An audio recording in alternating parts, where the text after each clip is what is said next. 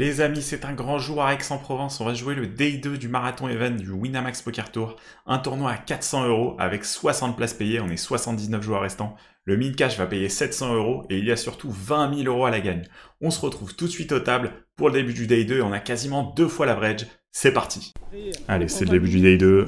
Mon stack n'a pas encore trop bougé. Je suis autour de 500 000 sur les blindes 10 000. Donc j'ai une cinquantaine de bébés. Et ici, évidemment, au bouton, on va open as 10 off. On est encore une dizaine de places de l'argent. Et même si la grosse blinde me couvre, on va pas resserrer à ce niveau-là non plus.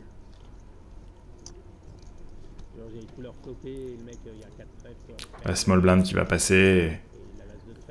En big blind, bah, le joueur qui me couvre, en plus c'est un joueur professionnel qui joue assez cher online, à BI 120, 130, quelque chose comme ça. Et il décide de défendre. Je sais que c'est un joueur extrêmement agressif, extrêmement compétent. Et le flop qui va venir 9-9-3, évidemment il check. Hein, et ici je dois assez bet toute ma range. Et je vais partir avec le plus petit des sizing, une bébé, 20% pot. Je m'attends à ce qu'il ait très peu de check call quand je fais ça. À mon avis, soit il va folder, soit il va check raise. Et s'il a un petit bout d'équité, s'il a des backdoors, il va me check raise. S'il a main comme, je sais pas moi, même 5 et 4 de carreau, je pense qu'il est capable de me check raise. S'il a backdoor 15, backdoor flush, c'est certain qu'il check raise. Et il va même me check raise avec un 3, etc. Autrement dit, avec As-10, on a une main largement assez forte pour se défendre pour l'instant. Ce que je décide de faire sans trop d'hésitation. Et c'est à la turn qu'on va voir si on peut continuer. Et la turn, évidemment, elle est parfaite là, c'est l'As. Et sur cet As, je m'attends à ce qu'il check énormément.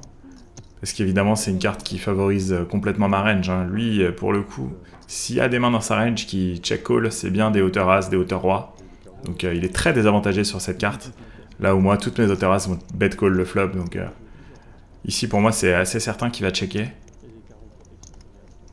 Mais je le vois hésiter et j'ai l'impression qu'il commence à préparer un bet. Ouais. Il va miser 50 000 ici, un peu moins de la moitié du pot. Sur ce size, j'ai pas 50 choses à faire. Faut comprendre que mon adversaire, même si son sizing n'est pas très élevé, il est déjà assez polarisé du fait qu'il ait décidé de check raise et qu'il continue à miser sur une carte qui m'avantage moi. Donc ici, je comprends que s'il est en value, j'ai déjà une main qui est pas si forte. Je vais battre peut-être quelques mains du style As-4 de carreau, As de cœur, ce genre de combo-là, mais je suis même pas sûr qu'il ait bet turn. Et sinon, en fait, je bats déjà qu'un bluff, quoi. Mais maintenant, la question, c'est est-ce qu'il en a des bluffs? Sur ce size, je vois pas trop de raison de folder, en tout cas, je vais payer. Et la river qui a un 5 de trèfle, relativement une blanque, même s'il faut faire gaffe à 4 et 2 de cœur, 4 et 2 de pique, 4 et 2 de trèfle qui font quinte maintenant. Qui font partie des mains qui peuvent continuer à miser en value. En plus des brelans. J'espère vraiment qu'il check ici, ce sera beaucoup plus simple pour moi s'il check. Mais malheureusement, il va nous envoyer un petit parpaing ici, 125 000. 60% du pot environ. Et là, c'est le mal de crâne, je vous le cache pas. Je sais que ce joueur est capable d'être très agressif, je sais qu'il est capable d'avoir beaucoup de bluffs ici. Mais ils sont honnêtement pas si durs à trouver les bluffs. Après, ça m'étonne tellement qu'il ait bet cette turn, en fait. Je comprends pas pourquoi il bet la turn. Normalement, sur cet As, t'as juste envie de check toute ta range. Mais ce que je me dis aussi à ce moment-là, c'est que s'il avait eu un 9, en fait, il aurait pas fait que 50% pot ici. Il m'aurait mis un très gros sizing à la turn pour essayer de tout me prendre. Là, il est pas parti pour tout me prendre et ça me laisse penser qu'il est peut-être déséquilibré en bluff dans cette line. Mais là, c'est un coup qui vaut très cher. Hein. Si je me trompe, je passe sous les 300 000, je retombe à 30 bébés. Mais quand il fait ce size, j'ai pas besoin d'avoir la meilleure main si souvent, j'ai besoin d'avoir même pas 30% du temps la meilleure main. Après, c'est sûr qu'il y a un petit bubble factor, on n'est pas loin de l'argent. Mais en gros, si je les gagne une fois sur 3 ici, je dois payer. Et plus je réfléchis, plus je me dis que c'est main de value. Ici, elles auraient fait plus cher, que ce soit à la turn ou à la river. En revanche, il peut avoir deux piques. Qui décident de jouer comme ça en bluff. J'ai vérifié mes cartes, hein, j'ai vu que j'avais le 10 de trèfle et pas le 10 de pique et ça me convainc de call. Et heureusement que j'ai le 10 de trèfle parce que c'est lui qui a le 10 de pique, valet 10. Pour un 6-6 bluff de mon adversaire. J'ai failli fold, mais je voyais juste pas pourquoi avec ces sizing là, il serait en value. C'est trop tentant d'essayer de tout prendre quand t'as un 9 contre un As ici. Donc le call assez osé mais qui a porté ses fruits. Donc ouais, super content de ce call et ça me permet de passer à plus de 700 000 jetons désormais. Là j'ai un énorme tapis. 15 fois le tapis de départ avant l'argent, c'est génial. Ce même joueur qui va relancer UTG, j'ai As-8 off en big blind. Et on n'est toujours pas dans l'argent, mais ce qui est cool, c'est que maintenant c'est moi qui le couvre après ce gros pot gagné. Évidemment, on va défendre.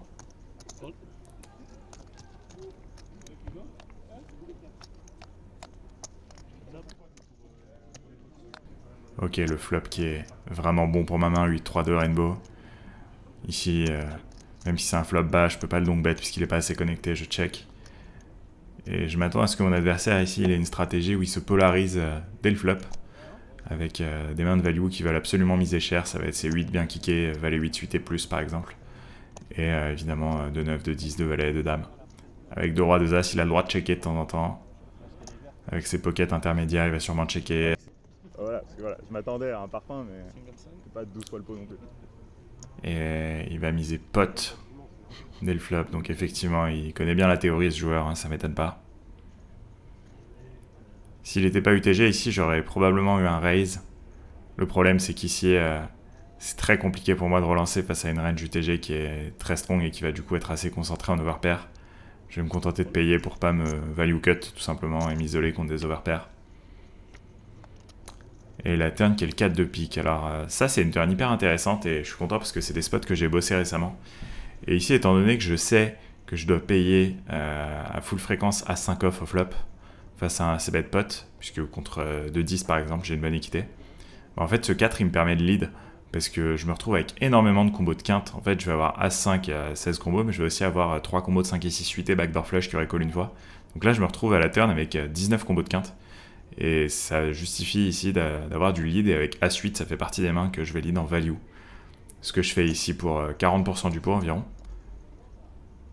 Évidemment je peux pas me permettre de faire trop cher non plus, hein. Je suis battu par beaucoup de mains et le but c'est de pouvoir inclure pas mal de mains dans ma range.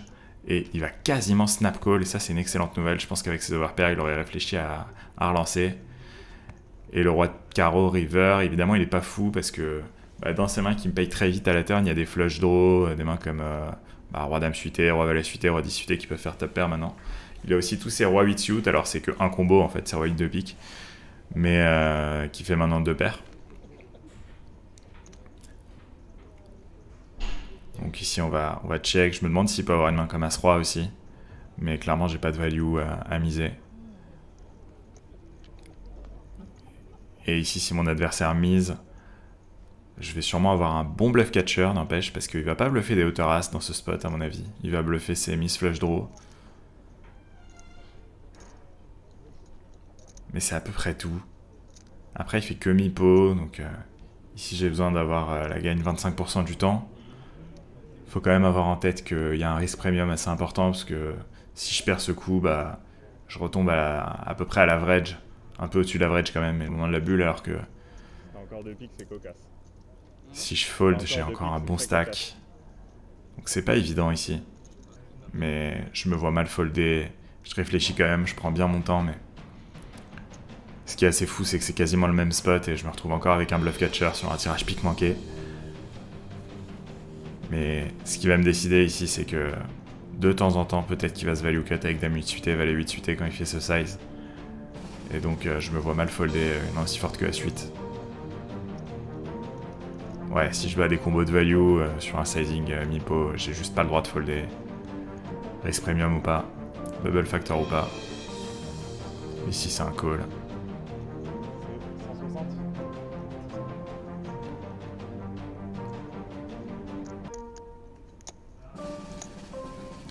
Et la bonne nouvelle qui va tomber, il me dit bravo, il retourne 9 et 7 de pique qu'il a open UTG, c'est assez ambitieux.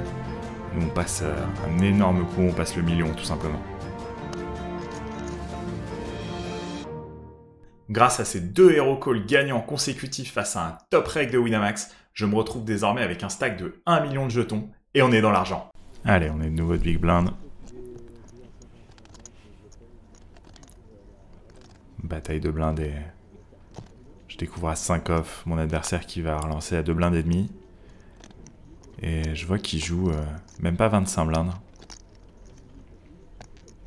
C'est assez close ici entre call et all-in, mais je sais que les joueurs en live ont quand même tendance à beaucoup overfold quand ils subissent un tapis comme ça en bataille de blindes. J'ai déjà vu des folds de fou. Je pense qu'ici avec mon bon bloqueur, ça peut être intéressant de tout mettre, ce que je vais faire. Et bon, il snap pas. On va pas crier victoire parce que je pense qu'il peut quand même hésiter avec des mains bien meilleures que la mienne. Et ce serait logique d'ailleurs.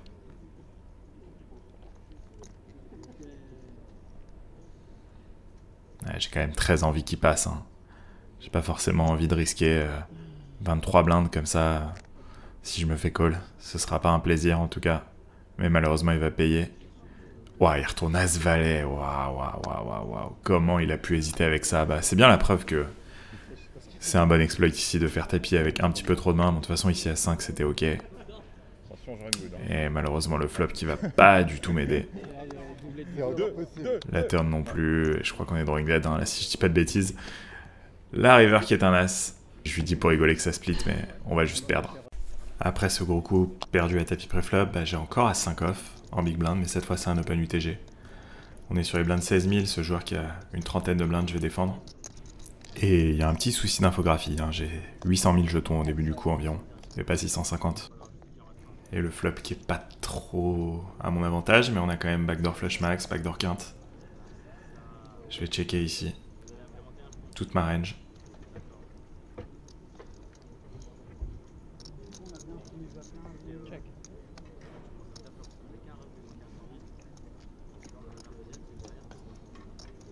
Et mon adversaire qui part pour un petit C-bet, un quart du pot.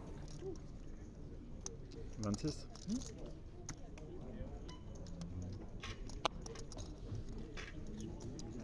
Ici, je pense que ma main est un poil trop forte pour folder. Avec nos backdoors, avec une overcard. Je vais plutôt call. Je pense que ce serait un peu ambitieux de vouloir raise ici contre UTG qui a quand même beaucoup de mains strong dans sa range. Donc on va payer la turn qui m'aide pas du tout, roi de carreau. Je vais checker encore toute ma range ici. Et s'il met un deuxième barrel, je vais folder. Je pense qu'il n'y a rien d'autre à faire.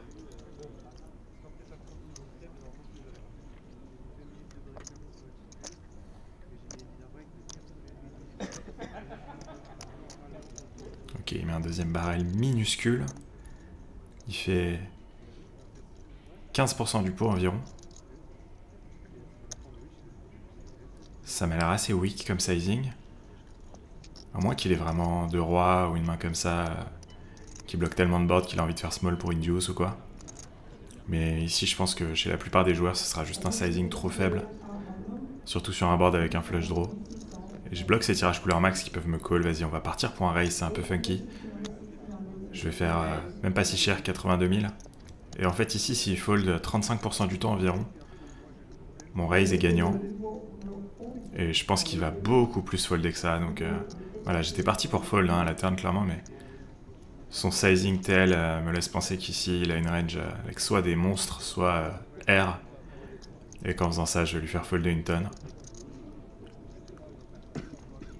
J'aime beaucoup mon play. Mais malheureusement, il a pas l'air d'être parti pour snap fold. Et oh, il nous envoie tapis. Bon, je suis mal tombé ici. Rien à faire. Je vais juste devoir lâcher ma main, mais c'est pas grave. Je préfère raise avec des mains comme ça, sans équité, avec des bloqueurs sur des combos de As-Roi, 2-As et une tirage couleur max, plutôt que de check raise des tirages et devoir les folder avec beaucoup d'équité. Donc c'est pas grave, on tombe à 600 000 et quelques. C'est vraiment pas la fin du monde. Et on va essayer de remonter. On est encore bien. Une bonne quarantaine de blindes, tout va bien. Le joueur UTG qui part à tapis et j'ai une premium au bouton. Au meilleur de moments, hein. Je venais de dégrind un peu. Sur les blindes 20 000, j'ai plus que 500 000 jetons et des brouettes, donc 25 blindes. Et ce joueur qui joue 10 blindes, qui peuvent valoir très très cher pour la suite de mon tournoi. J'hésite entre call et partir all-in, mais je pense que parfois, ça va peut-être faire l'erreur de compléter chez les joueurs au blind qui ont plus de jetons que moi. Donc je vais partir pour un call. J'ai une main suffisamment forte pour faire ça. J'ai pas peur d'aller voir un flop. La small blind passe. Et le joueur en big blind aussi, on se retrouve heads up.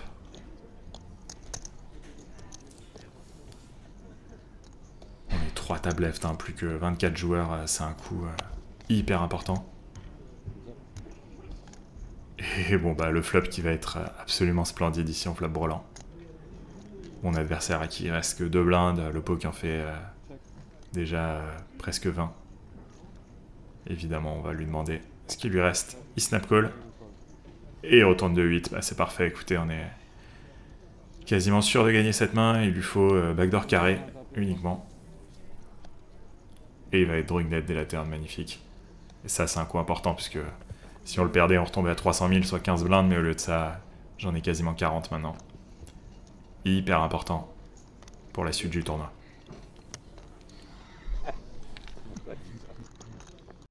On commençait à être un peu en difficulté, mais grâce à ce 80-20 gagné, je me retrouve maintenant en demi-finale avec presque l'average. On est encore dans le coup. C'était le début de la demi-finale.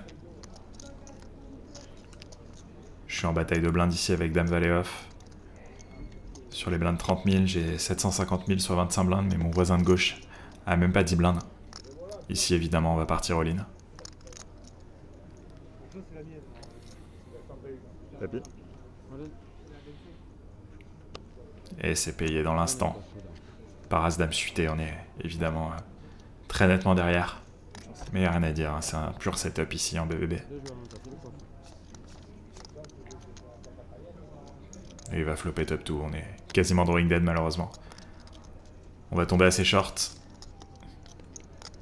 À 450 000, quelque chose comme ça. Et on va avoir 15 blindes, ça va être dur de remonter, mais c'est jamais terminé. Un double up et on est quasiment à l'average. Donc faut pas lâcher. Faut jamais lâcher.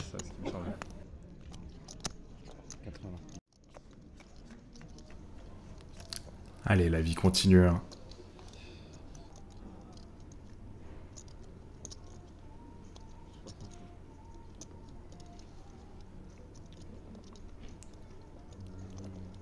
Je suis au cut-off avec Roi Dame off et le joueur le Jack qui a misclick, on dirait. Il voulait relancer, mais il a mis que 40 000. Et comme les blindes sont à 30 000 et qu'il a fait un montant qui est plus proche du montant de la big blind que du montant du min-raise, ça va compter comme un limp. Moi j'ai 13 blindes et demi ici et Roi Dame off au cut-off. S'il avait open, j'aurais une décision un peu plus close. Là je gagne un tout petit peu de folie equity avec son histoire. Donc je vais mettre mon tapis. 405.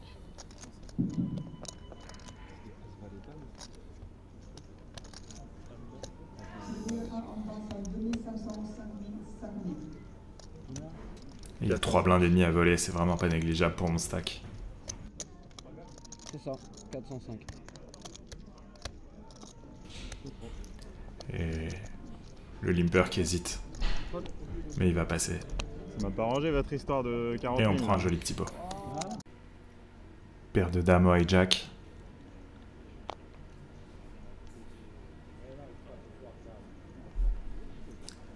Évidemment, on va open ici. On est passé sur les blindes 35 000. Je vais faire 2 blindes.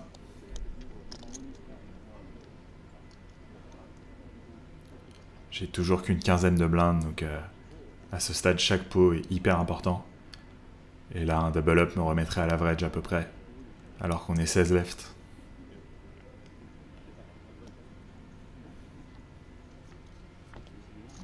On va voler les blindes. J'aurais bien aimé évidemment que quelqu'un vienne me combattre, mais ce sera pas le cas. Mais comme j'ai dit, chaque pot gratté vaut quelque chose ici. On passe à environ 17 blindes. C'est pas négligeable. C'est quand même incroyable. À ce stade, on prend quelque chose comme 1600 € déjà, mais il y a 20 000 € la gagne. Ce qui serait pas négligeable pour ma bankroll, évidemment. Ce serait ma plus grosse perf depuis un peu plus de 2 ans. Donc clairement, c'est pas rien. Et main suivante, nouvelle pocket pair. On trouve 2-8 au low jack. Je vais open une seconde fois d'affilée. J'ai trop pour faire tapis directement dans ces positions dans tous les cas.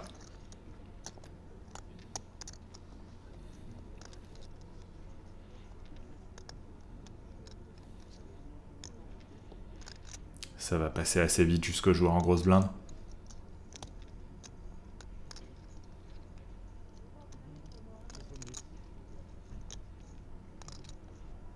Et il va shove assez vite.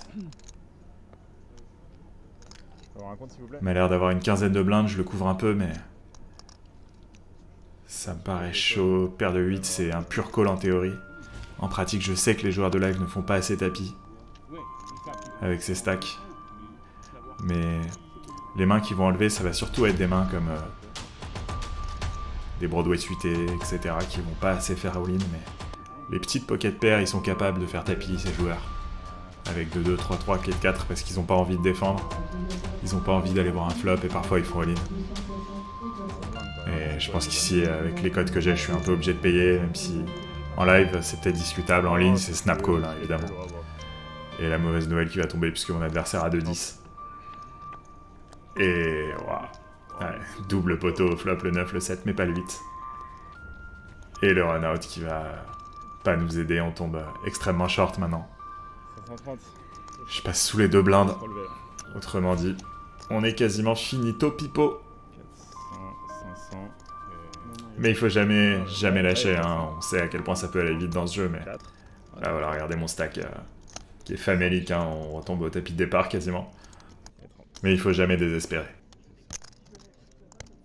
Bon, avec moins de 2 blindes, ce roi 3 va me suffire. On a une carte haute, il m'en faut pas plus à ce stade pour tout mettre. La bonne nouvelle, c'est qu'on a passé un palier, donc là on est 15 left et maintenant je prends un peu plus de 1800 €. Ça fait quand même 4 buy-in et demi, on crache pas dessus.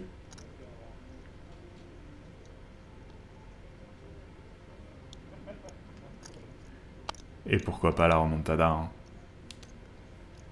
C'est jamais fini, mais si on doit faire 15e sur 400 joueurs, c'est pas la fin du monde. Ce sera déjà un bon début de festival pour moi. Ah mince.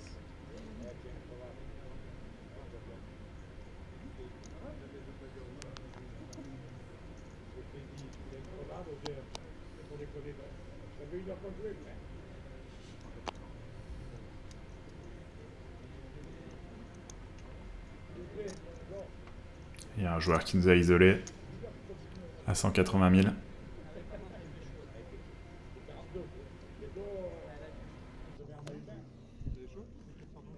C'est vivant un roi ou pas? Et on est dominé. Un grand roi valet. Ça va être chaud. Ça va être chaud. On va espérer un 3. Oh. Alors peut-être. Regardez-moi ce board. On a fait un 3. Et ça va hold. On remonte à plus de 5 blindes maintenant. Grosse blinde suivante. Et un open en MP, j'ai roi 9 off. J'ai un peu misclick, j'ai dit c'est payé alors que le joueur m'avait pas mis à tapis, mais vu mon stack de 5 bébés, ça va rien changer. J'ai dit c'est payé, c'est la règle. Après, il y a des boards sur lesquels je vais peut-être réussir à folder ici, je sais pas. Mais le flop qui vient tout à trèfle, et ici avec gutshot plus flush draw, je suis assez content. Mais on a run dans l'as de trèfle, donc c'est vraiment pas de chance. Et voilà, j'ai pas pris la peine de filmer le board, mais mon adversaire a fait flush à la turn, donc on était drawing dead. GG. On prend quand même 1800 €, c'est un très bon premier tournoi, et c'est que le début de mon aventure évidemment, puisqu'on va enchaîner avec le main event. Et on va avoir de belles choses à faire encore. Merci à tous d'avoir suivi cette vidéo, j'espère que vous aurez autant vibré que moi sur ce Day 2. Évidemment, c'est une vidéo qui m'a demandé beaucoup de travail de montage, donc si vous pouvez me soutenir avec un petit like, ça me ferait hyper plaisir. Et si vous ne voulez pas rater le main event qui sera encore plus épique, je vous le promets, n'hésitez pas à vous abonner à la chaîne pour ne rien manquer. Allez, on se dit à bientôt, salut!